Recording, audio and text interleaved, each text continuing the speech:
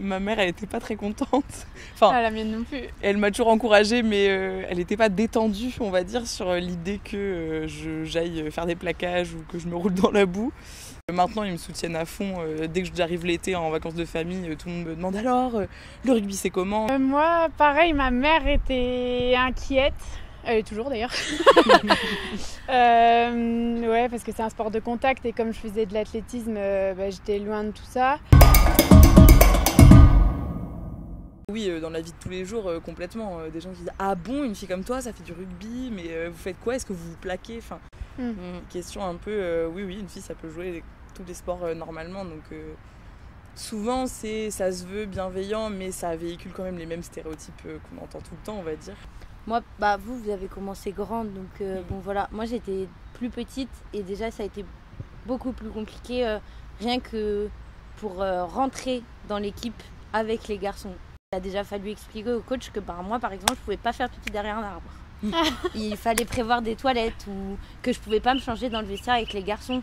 Que ça a été compliqué. Et puis après, du coup, tu as aussi des papas parce que malheureusement, l'influence des papas au bord du terrain est très grande. Ils étaient là, mais comment ça, vous laissez une fille jouer avec mon garçon ?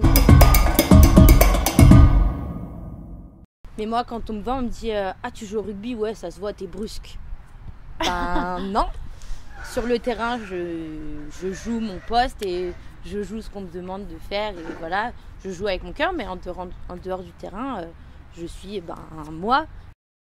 C'est un peu le contraire, genre je suis assez fière de montrer, genre si j'ai un cocard ou un bleu, je suis là, oh, regardez et tout. Ah bah ouais, moi aussi, voilà, j'ai une guerrière. Je me suis ouvert le genou il y a 3 semaines, j'étais là, oh les collègues, mais au contraire, moi j'allais dire, c'est plutôt dans la vie de tous les jours où je suis un peu brusque, maladroite, tout ça. Et du coup, comme je fais du rugby, c'est cool. Moi, ça m'a réconciliée justement avec des aspects je pense, de ma féminité que j'avais pas avant, genre le fait d'avoir un corps puissant, plus musclé que la moyenne. Et il y a aussi le truc de... moi, je vais pas mentir, je suis quand même souvent habillée en jogging, en short. Et le jour où on est habillé, je dirais, fémininement, on y dit ah bah aujourd'hui, t'es pas bien en rugby. Bah ouais, mais je peux être féminine en jogging, quoi. Ça n'a pas ça n'a aucun lien. Enfin... Moi, c'est l'inverse. En fait, depuis que je fais du rugby, je me permets d'accentuer plus mon côté féminin. C'est que, par exemple, si j'ai envie de mettre des bijoux un peu plus que la norme, de toute façon, je sais que je ferai pas pétasse, quoi. Moi, je pense que les normes, on les apprend pas en voyant la différence au rugby. On en a conscience toute notre vie que voilà, il y a des choses qu'on peut pas faire en tant que femme, enfin qu'on nous impose entre guillemets. Par contre, c'est vrai que ça libère sur pas mal d'aspects.